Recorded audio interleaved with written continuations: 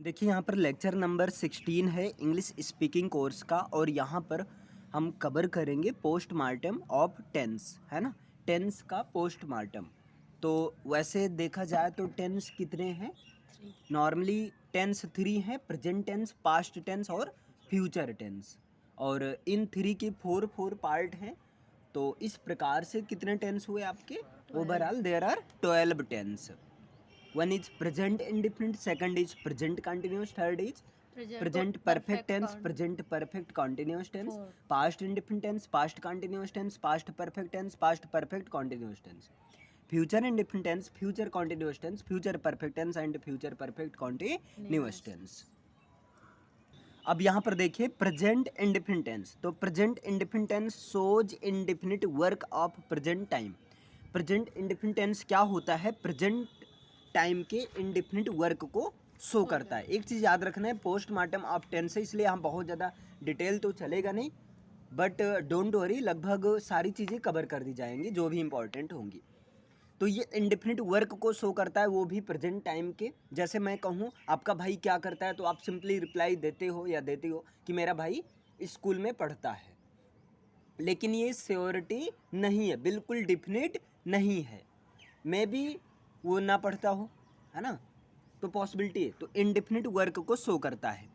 Identity इसकी क्या होती है? ता है, ती है, ते है, ता हूँ, ती हूँ। सिंपली से इसका जो पहचान होता है, at the end of the sentence, sentence के एंड में क्या रहना चाहिए?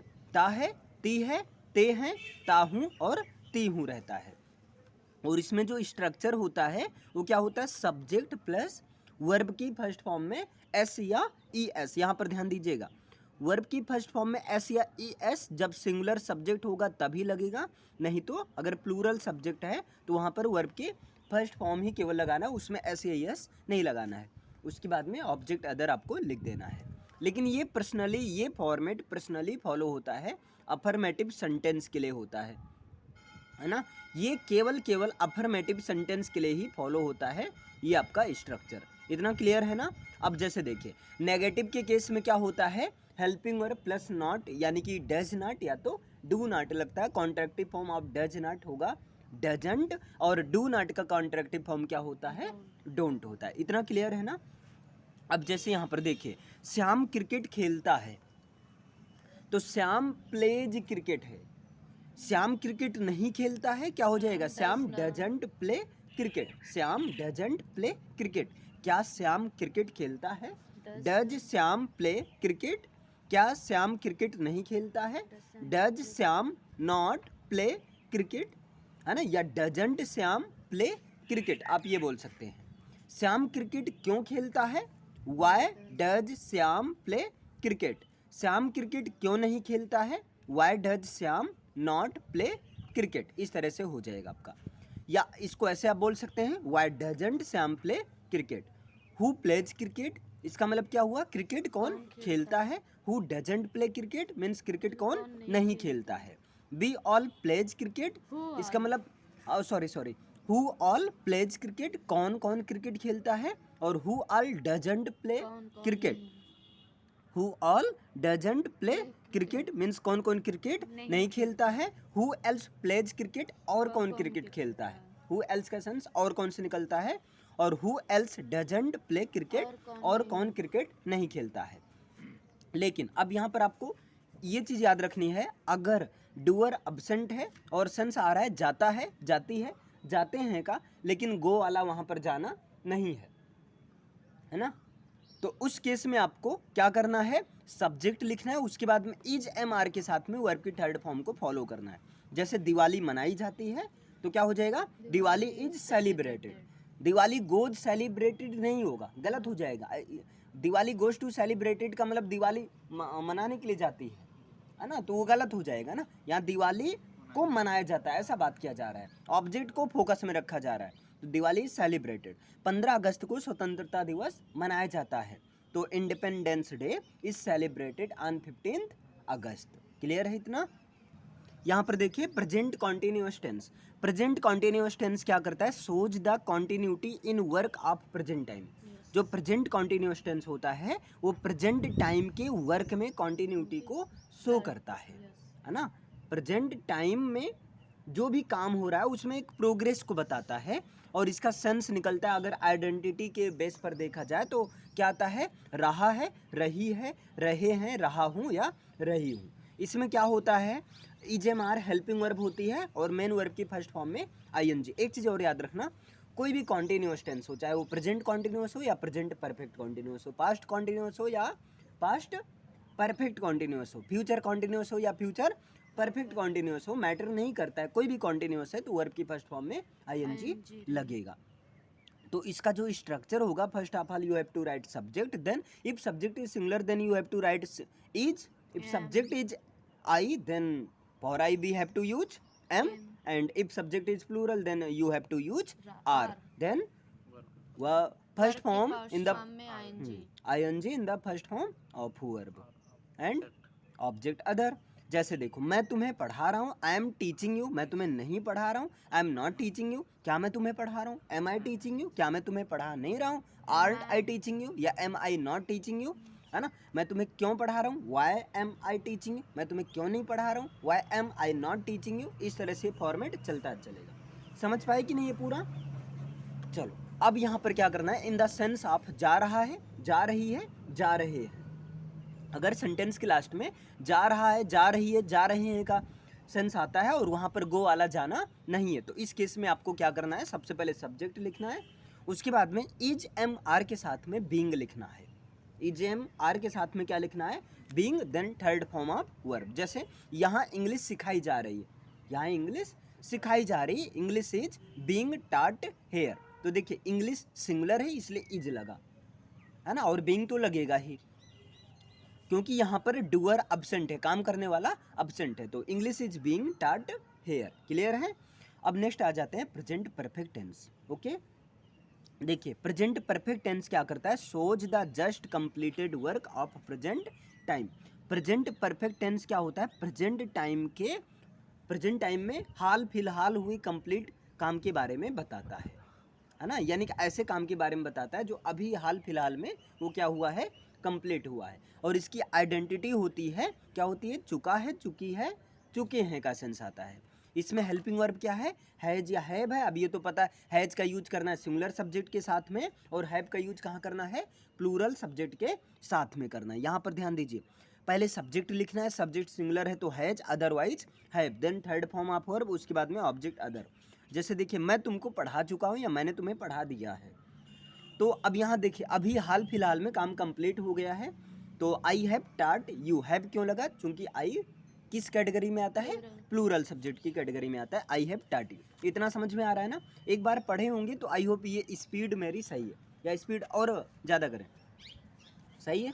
चलिए अब यहाँ पर देखिए, लेकिन इन द सेंस ऑफ, अगर सेंस जा चुका है, जा चुकी है, जा चुके हैं, या गया है, गई है, गए हैं का सेंस आता है, लेकिन वहाँ पर गो वाला जाना नहीं है, तो ऐसे केस में आपको क्या करना है, सब्जेक्ट लिखना है और उसके बाद में सब्जेक्ट सिंगुलर है तो हैज बीन लगाना, अदरवाइज क्या लगाना, हैव बीन लगाना, और इसके बाद में थर्ड फॉर्म ऑफ वर्ब, फिर अदर ऑब्जेक्ट ये लिख देना। जैसे स्कूल को सजाया गया है, या स्कूल को सजा लिया गया है, या स्कूल को सजाया जा चुका है, इसको दो तीन तरीके से बोल सकते हैं। तो स्कूल को सजा लिया गया, इसमें देखो डूअर नहीं है, और यहाँ क्या गया है, क्या गो वाला जाना है, नहीं है, तो यहाँ पर क्या होगा, सब्जेक्ट हैज बीन या हैव बीन के साथ थर्ड फॉर्म लगाना है, तो क्या हो जाएगा, हाँ, school has been decorated, school has been decorated. अभी देखिए ये पोस्टमार्टम है, फिर इस पर एक एक टेंस पर पूरा का पूरा प्रैक्टिस मैंने, ये देखिए ये जो आपका करवा रखा है, ये प्रैक्टिस जो है आपका 81 पेज का है, ये चीज़ आपको ये पूरा प्रैक्टिस करना रहेगा।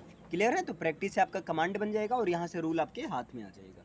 क्लियर है? चलिए अब आते हैं नेक्स्ट टेंस है आपका प्रेजेंट परफेक्ट कॉन्टिन्यूअस टेंस। तो देखिए यहाँ प्रेजेंट परफेक्ट कॉन्टिन्यूअस टेंस की जो आइडेंटिटी होती है वो क्या होती है, रहा है, रही है, रहे हैं, रहा हूँ और रही हूँ, प्लस टाइम इसमें रहता है। टाइम की बात करें तो दो तरह का टाइम होता है, डिफिनिट और इनडिफिनिट। डिफिनिट का मतलब और हाँ, टाइम को से प्रेजेंट करेंगे, जैसे 2 बजे से 3 बजे से। डिफिनिट टाइम के लिए सिंस लगाएंगे, इनडिफिनिट टाइम के लिए क्या लगाएंगे, फॉर लगाएंगे। इसका जो हेल्पिंग वर्ब होगा वो क्या होता है, हैज बीन या तो हैव बीन होता है। पहले आपको सब्जेक्ट लिखना है, उसके बाद में हैज बीन, सिंगुलर सब्जेक्ट है तो, नहीं तो हैव बीन, अगर प्लूरल सब्जेक्ट है तो।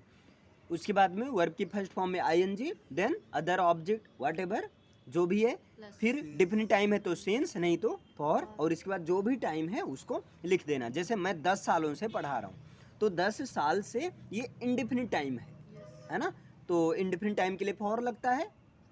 और यहाँ पर देखिए गलत लिखा गया है, यहाँ पर फॉर होगा, फॉर 10 ईयर्स होगा, सिंस नहीं होगा, तो इसका क्या हो जाएगा, I have been teaching for 10 years.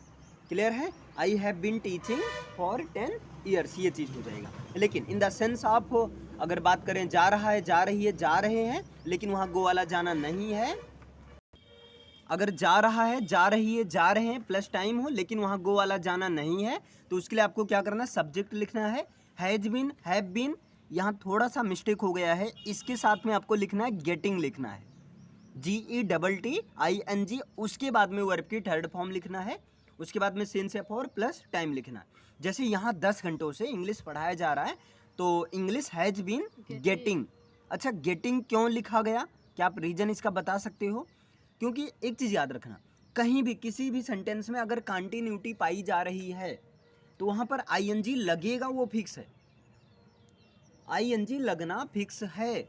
तो यहाँ पर क्या हो गया, इंग्लिश हैज बीन गेटिंग, और टाट चूंकि पैसिव का केस बन रहा है तो वहाँ थर्ड फॉर्म फिक्स है, तो ये चीज़ होगा। अभी समझ में आया इतना, फॉर 10 आवर्स। अब यहाँ देखिए पास्ट इंडेफिनिट टेंस, और वैसे भी ये पोस्टमार्टम क्लास है, एक बार फास्टली रिवीजन करना है, फिर आगे फटाफट बढ़ चलना है। देखिए पास्ट इंडेफिनिट टेंस की आइडेंटिटी होती है ता था, ती थी, ते थे, या जो इन द लास्ट क्या रहेगा, आ, ई, ए, ये लास्ट में रहेगा। अफर्मेटिव के लिए स्पेशली स्ट्रक्चर होता है सब्जेक्ट, उसके बाद में वर्ब की second form, then other object. जैसे मैं 5 बजे तक गया, तो आई वेंट मैं गया बाई 5 o'clock। अब यहाँ पर देखिए तक के लिए बाई का यूज करना जब टाइम की बात हो, तो जैसे मैं कहूँ मैं मंडे तक गया, तो आई वेंट बाई मंडे, आपको यहाँ भी बाई मंडे का ही यूज करना है। क्लियर है? लेकिन नेगेटिव होगा तो वहाँ पर डिड नॉट लगेगा, इंटेरोगेटिव होगा तो हेल्पिंग वर्ब डिड तो आएगा ही। जैसे वह मेरे घर नहीं आया, तो he did not come to my house, क्या वह मेरे घर आया, did he come to my house, इस तरह से हो जाए। लेकिन अगर इन द सेंस आप जाता था, जाती थी, जाते थे, गया, गई, गए वाला सेंस आ जाए, लेकिन वहाँ गो वाला जाना नहीं। आई होप ये तुम लोग को पैसिव वाला सेट हो गया होगा अच्छे से। क्यों? आपको थोड़ा सा कम हुआ होगा क्योंकि आपकी फर्स्ट क्लास है, तो थोड़ा सा एफर्ट करना हो जाएगा। एक बार अभी इस पर प्रैक्टिस, ये पूरा 81 का पेज का प्रैक्टिस है, जब करोगे तो क्लियर हो जाएगा अच्छे से। 2 पोस्टमार्टम, ये दूसरी पोस्टमार्टम क्लास है। पहले पोस्टमार्टम आप वर्ब हुआ था लेक्चर नंबर 3 में, और अब लेक्चर नंबर 16 में टेंस का पोस्टमार्टम है। फिर आगे लाएंगे मॉडल्स का पोस्टमार्टम, फिर ऐसे पोस्टमार्टम क्लास पूरा कवर कर लेगा। आगे देखिए, जैसे यहाँ देखिए मुझे बुलाया गया, तो किसने बुलाया ये चीज़ नहीं पता है, तो मुझे की इंग्लिश हो गई आई के साथ लगेगा वाज, आई वाज कॉल्ड। अब यहाँ वाज कर था, थी, थे से नहीं निकलता है, ध्यान देना। वाज क्यों आया ये समझे ना, आई वाज कॉल्ड, मुझे बुलाया गया। अगर यही होता मुझे राजा द्वारा बुलाया गया, तो I was called by king यहाँ कर देते। अब यहाँ पर देखिए पास्ट कंटिन्यूअस टेंस। अब देखिए पास्ट कंटिन्यूअस का 2 वही होता है, एक रहा था, रही थे, रहे थे, और दूसरा होता है जा रहा था, जा रही थी, जा रहे थे। लेकिन जा रहा था, जा रही थी, जा रहे थे, अगर गो वाला जाना नहीं है, तब वहाँ स्ट्रक्चर फॉलो करना है, सब्जेक्ट प्लस वाज या वर plus being plus third form plus object. जैसे मैच खेला जा रहा था, तो मैच वाज बीइंग प्लेड हो गया। लेकिन अगर यहाँ पर बात करें, यहाँ पर है ना, यहाँ रहा था, रही थी, रहे थे, और इसमें डूअर है, काम करने वाला है, तो सिंपल सा जो अभी तक आप फॉर्मेट पढ़े हो ना, सब्जेक्ट प्लस वाज या वर प्लस फर्स्ट फॉर्म में ING प्लस अदर ऑब्जेक्ट, वही चीज़। मैं जा रहा था, आई वाज गोइंग, लेकिन यहाँ पर मैच वाज बीइंग प्लेड, दोनों में डिफरेंस समझ में आ गया है ना। चलिए आगे चलते हैं। अब यहाँ पर देखिए पास्ट परफेक्ट टेंस। अब पास्ट परफेक्ट टेंस की नॉर्मली पहचान क्या होती है, चुका था, चुकी थी, चुके थे, और गया था, गई थी, गए थे। यहाँ पर स्ट्रक्चर क्या होगा, subject plus head plus third form plus other object. यहाँ फिक्स है भाई, हेड है, कोई भी सब्जेक्ट हो मैटर नहीं करता, हर कोई के साथ हेड लगाना है। मैं खाना खा चुका था, तो I had cooked the food. लेकिन अगर बात किया जाए मैं खाना खा चुका था, I had cooked the food. अरे सॉरी भाई, क्या ये तो पाप हो गया, पाप हो गया ना, ईटन द फूड। चलो ठीक है, आप लोग मेरी भावनाओं को समझिए, ठीक है, मतलब ये ईटन ही था। यहाँ पर देखिए इन द सेंस ऑफ हो, जा चुका था, जा चुकी थी, जा चुके थे, गया था, गई थी, गए थे। अगर ये वाला सेंस आए, लेकिन वहाँ गो वाला जाना नहीं है, काम करने वाला डूअर गायब है, तो वहाँ हैड बीन के साथ थर्ड फॉर्म लगाना। स्कूल सजाया जा चुका था, है ना, पता है स्कूल सजाया जा चुका था तब मैं पहुंचा, तो क्या हो जाएगा, the school had been decorated then I reached, स्कूल सजाया जा चुका था। अब यहाँ पर देखिए past perfect continuous tense, past perfect continuous में क्या होता है, इसकी आइडेंटिटी होती है रहा था, रही थी, रहे थे, और प्लस टाइम रहता है, टाइम वही डिफिनिट, इंडिफिनिट, डिफिनिट के लिए सिंस, इंडिफिनिट के लिए फॉर लगता है। हैड बीन के साथ वर्ब की फर्स्ट फॉर्म में ING, then other object, then since, for और टाइम।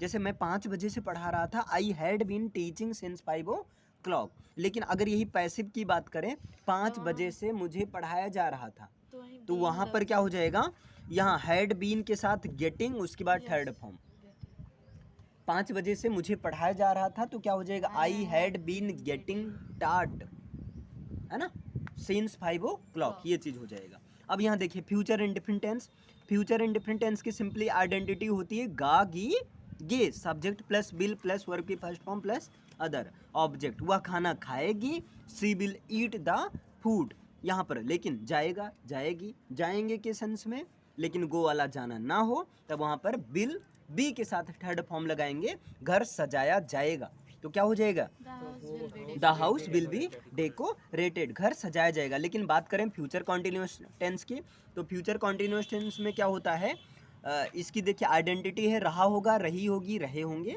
मतलब फ्यूचर टाइम में कंटिन्यूटी होगी, विल बी के साथ वर्ब की फर्स्ट फॉर्म में आईएनजी, रानी सो रही होगी, तो रानी विल बी स्लीपिंग हो गया, लेकिन इन द सेंस आप जा रहा होगा, जा रही होगी, और जा रहे होंगे के सेंस में आपको ये देखो कई सारी पाप हो गए हैं, तो यहाँ पर रानी विल बी गेटिंग, यहाँ पर ये चीज़, सॉरी अभी इनका तो सही है, इसका स्ट्रक्चर जो होगा वो क्या होगा, subject plus will be plus getting plus third form, ये चीज़ चलेगा, उसे पीटा जा रहा होगा, तो क्या हो जाएगा, he will be getting beaten. वैसे स्पेशली मैंने इसको अलग भी किया है, 13 नंबर पर इसके बारे में पूरा बता दिया गया है कि इसका मतलब passive voice of future continuous tense का कैसे बनता है।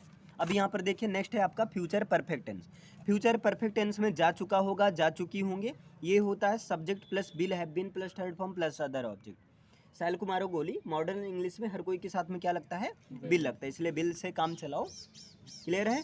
खाना खाया जा चुका होगा, the food अब यहाँ पर देखिए 1 मिनट, खाना खाया जा चुका होगा, ये तो पैसिव में चला गया, ठीक है सही है, तो द फूड पैसिव में चला गया, तो बिल हैव बीन के साथ थर्ड फॉर्म लगाओ ना, तो the food will have been eaten, लेकिन यहाँ एक्टिव में यहाँ है, चुका होगा, चुकी होंगी, ठीक, यहाँ वही वाला कहानी, गो वाला जाना नहीं है, ठीक है, यहाँ मैं पढ़ चुका होऊंगा, आई बिल हैव स्टडीड, मतलब डूअर है तो बिल हैव, डूअर नहीं है तो बिल हैव बीन, दोनों में डिफरेंस इतना है। फ्यूचर परफेक्ट कॉन्टिन्यूअस टेंस वही पुरानी कहानी, राम कहानी, है ना, क्या है, रहा होगा, रही होगी, रहे होंगे, plus time, definite, indefinite, definite के लिए सिंस, इंडिफिनिट के लिए for, subject plus will have been plus third form plus other object वगैरह वगैरह, क्लियर है।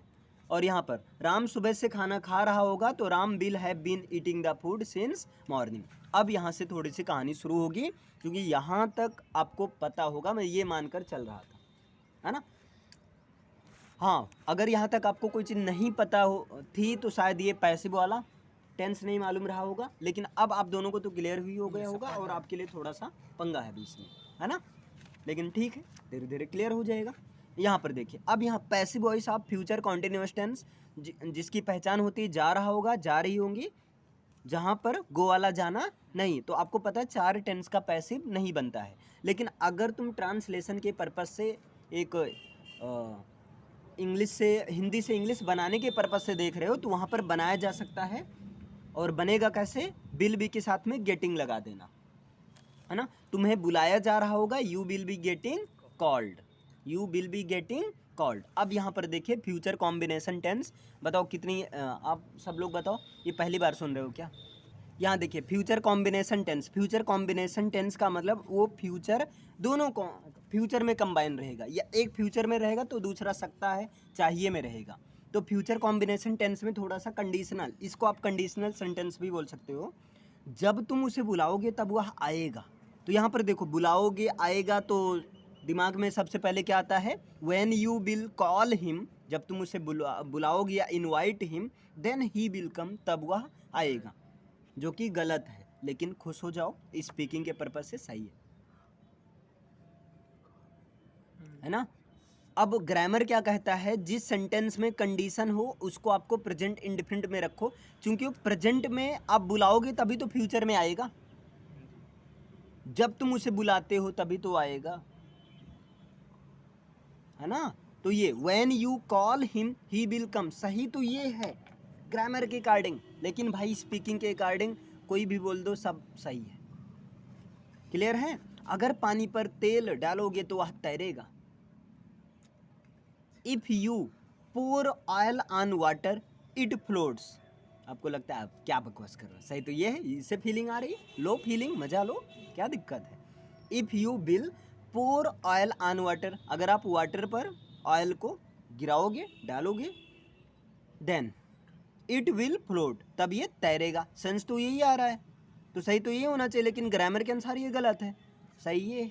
अब तुमको अरे ये क्या बात है, इट विल फ्लोट्स होना चाहिए, है ना, बोलो भाई। लेकिन जब साइंटिफिक फैक्ट हो तब दोनों का दोनों पार्ट क्या प्रेजेंट इंडिफिनिट में ही होता है। आगे देखिए, अगर वो आएगा तो मैं नहीं आऊँगा, देख लेना। अगर वो आएगा, if he will come then I will not या आई वोंट कम, ग्रामर के अनुसार सही है, अरे सॉरी ग्रामर के अनुसार गलत है, स्पीकिंग के पर्पस से सही है।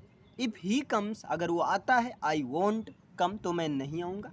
अगर वो प्रेजेंट में आएगा तो फ्यूचर में मैं फरार, है ना, समझे ये चीज़। या जब से हो सकता है, जब वो आएगा तब मैं चाहूँगा, तो व्हेन ही विल कम या व्हेन ही कम्स, सही तो यही होगा, when he comes then I, then देखो लिखने के सेंस में कॉमा लगा दिया जाता है, बोलने के सेंस में आप देन बोल सकते हो। अच्छा ये फ्यूचर कॉम्बिनेशन टेंस समझ में आया। देखो परेशान हो, ये जो 12 टेंस है ना, 12 टेंस के बाद ये जो मैंने 5 और बनाया है, लिखा है इस फॉर्मेट में इस तरह से, ये तुम्हारा बड़े काम की चीज़ है। इसकी जब प्रैक्टिस कर लोगे तो मज़ा आएगा, क्योंकि जाने अनजाने आप ऐसे ऐसे सेंटेंस बोलते रहते हो, है ना, बल्कि टेंस से कम और इन सबसे सेंटेंस ज़्यादा बोलते हो। अगर तुम मुझे मारोगे तो मैं तुम्हारे लिए काम नहीं, तुम्हारे लिए पानी नहीं भरूंगी, ऐसा बहनें बोलती हैं, है ना, या छोटा भाई बोलता है, जो कुछ भी है। अब देखिए नेक्स्ट है पास्ट कॉम्बिनेशन टेंस। जैसे मेरे आने से पहले वो जा चुकी थी, तो पहले वो काम जाने का कर ली थी, तो पहले जो काम हो जाए उसको निपटाना है, तो सी हैड गॉन। और बिफोर आई केम, आप लोग इसे पास्ट परफेक्ट टेंस में पढ़े होंगे, ठीक है, ये स्पेशली है। और बच्चे ऐसे ऐसे सेंटेंस में गलती कर देते हैं। इसमें सिंपल सा रूल है, जो काम पहले हो उसको पहले करना है, ठीक, और पास्ट परफेक्ट में करना है, जो काम बाद में हो। अब बताओ मेरे आने से पहले वो जा चुकी थी, पहले वो गई तब मैं आया, या पहले मैं आया पहले वो गई, तो उसको भेज दो ना, she had gone before I केम।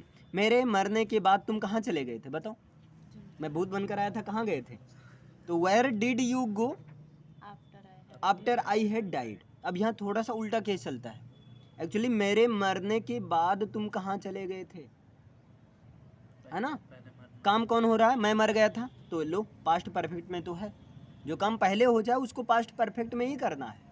तुम कहाँ चले गए थे, पहले मैं मरा तब तुम गए थे ना, हाँ। वेयर डिड यू गो किस में है, गए थे या तुम कहाँ चले गए, पास्ट इंडिफिनिट, एक पास्ट परफेक्ट है तो दूसरा पास्ट इंडिफिनिट में ही करना है। तो वेयर डिड यू गो, तुम कहाँ चले गए थे, आफ्टर आई हैड डाइड, मेरे मरने के बाद, जब उसने मुझे गाली दी तब मैंने उसे थप्पड़ मारा, क्या करता, सही किया ना, हाँ। आई स्लैप्ड हिम, मैंने उसे थप्पड़ मारा, तमाचा लगा दिया। व्हेन ही अब्यूज्ड मी, जब उसने मुझे गाली दी। अब यहाँ पर ध्यान देना, ये भी पास्ट इंडिफिनिट है, ये भी पास्ट इंडिफिनिट है। अब आप इसको आगे पीछे भी कर सकते हो, आगे पीछे का मतलब समझ रहे हो, इसको आप ऐसे भी बना सकते हो, ये वाला पोर्शन पहले लिख सकते हो, व्हेन ही अब्यूज्ड मी या व्हेन सी अब्यूज्ड मी, अगर सी लगाना तब हर, ही लगाना तो हिम, अभी मैंने ही किया था इसलिए हिम किया, समझे। When he abused me then I slapped him, या when she abused me then I slapped her, समझे इतना पास्ट कॉम्बिनेशन। नेक्स्ट है आपका present combination tense. Present combination tense doctor को आने से पहले, ये तुम लोग शायद नहीं सुने होगे, सुने ही नहीं होगे, डॉक्टर के आने से पहले मरीज को दर्द सहना पड़ता है बेचारा, डॉक्टर को आने से पहले या डॉक्टर के, अरे यार इतना समझो तुम लोग, एकदम सीबीआई बने हो, छोटी छोटी गलती खैर निकालना चाहिए, अच्छी बात है, ठीक है। डॉक्टर के आने से पहले मरीज को दर्द सहना पड़ता है, सही बात है कि नहीं? हाँ तो सहना पड़ता है, देखो यहाँ पड़ता है, पड़ती है, पढ़ते हैं के लिए हैज टू या हैव टू का यूज किया जाता है। तो the patient has to wear, the patient has to wear pain, मरीज को पेन सहना पड़ता है, या हैज टू टोलरेट बोल सकते हो आप, has to tolerate pain, pain को सहना पड़ता है। Before the doctor came, doctor के, अब यहाँ पर आपको क्या ध्यान रखना है, डॉक्टर के आने से पहले, बिफोर द डॉक्टर, यहाँ केम का यूज किया गया है, बिफोर द डॉक्टर केम या कम्स होगा, कम्स होगा, है ना, डॉक्टर के आने से पहले। अरे पहले डॉक्टर आता है, नहीं पहले दर्द सहता है तब डॉक्टर आता है, तो दोनों प्रेजेंट में ही है ना। आगे देखिए, जब परीक्षा में अध्यापक उसे नहीं देखता है तब वह नकल करता है, मैंने उसे देखा है। तो ही चीट्स, वो नकल करता है, वो चीट करता है, चीटिंग करता है। व्हेन, जब the teacher does not look at him, जब टीचर उसकी तरफ नहीं देखते हैं ड्यूरिंग द एग्जामिनेशन, या आप इस पोर्शन को पहले कर सकते हो, आप ऐसे सीधा बना सकते हो, व्हेन, है ना, when the teacher does not look at him in the examination then he cheats, तब वह नकल करता है। समझ में आया? अब नेक्स्ट है past tense plus future tense, past tense plus future tense. जैसे मुझे पता था कि तुम मैच नहीं जीतोगे, हार गई, पैसा गंवा दिए। आदमी कहता है ना, मुझे पता था तुम 12वीं पास नहीं होगी, तुम्हारा लक्षण दिख रहा था, तो आई न्यू, मुझे पता था, डैट कि you will not win the match. अब आपके हिसाब से तो यही होना चाहिए था, लेकिन मैंने किया गलत है। अब ये क्या बात हो गया? सेकंड फॉर्म यूज हुआ है। हाँ, न्यू, पता था भाई, ठीक, इसीलिए तो past tense plus future tense है। अब यहाँ मुझे पता था that you would not win the match, देखो जब प्रेजेंट ऐसे, जब गा गी गे का सेंस आए ना, ऐसे समझो यार, मैं बता दे रहा हूँ तुम लोग को, गा गी गे का सेंस आए तब वहाँ पर दो ऑप्शन होता है, या तो बिल का यूज करें या तो वुड का यूज करें। आज इन दोनों में एकदम कभी कंफ्यूजन ही नहीं होगा। तो बिल का यूज वहाँ होगा जहाँ एक्चुअल में फ्यूचर का सेंस हो, जहाँ एक्चुअल में फ्यूचर सेंस की बात हो, लेकिन जहाँ पर एक पॉसिबिलिटी की बात हो, प्रेजेंट पॉसिबिलिटी की बात हो, जहाँ किसकी बात हो, प्रेजेंट, हाँ संभावना की बात हो, प्रेजेंट पॉसिबिलिटी की बात हो, वहाँ पर आपको वुड का यूज करना है। एक मैं बढ़िया सा एग्जांपल लेता हूँ। आपके घर आए रिश्तेदार साहब, आप पहुँची, आपने कहा कि थोड़ा सम्मान देते हुए, उसे सम्मान कैसा दिया जाता है वो तो पता ही है, मुँह से सम्मान और अंदर अंदर आ गए, मुँह उठाए, अभी कल आए थे ऐसा होता है ना। आप क्या लेना पसंद करेंगे, यहाँ पर ध्यान से देखना, आप क्या लेना पसंद करेंगे। वैसे जब बार बार कोई जाता है ये कोई नहीं पूछता है, बिस्किट रख दो, नहीं तो भैया पानी रखा पी लेना।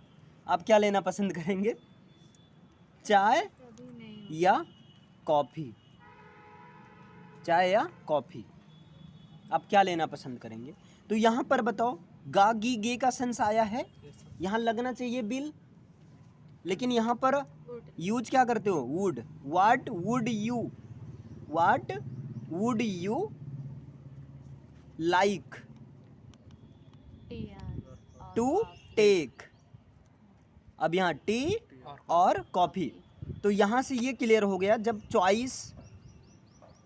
अब यहाँ देखो, ऐसा मैं उससे नहीं कह रहा हूँ कि आप क्या लेना, मान लो थोड़ा सा आप ग्रामर में मजाक कर दो, उसको ग्रामर आती है और आपने कह दिया बिल, तो वो कह रहा भैया फ्यूचर में पूछ रहा है, अभी तो पूछ नहीं रहा है मान लो, समझे।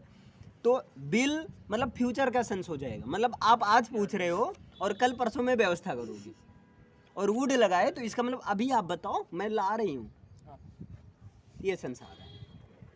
तो what will you like to take, tea और कॉफी,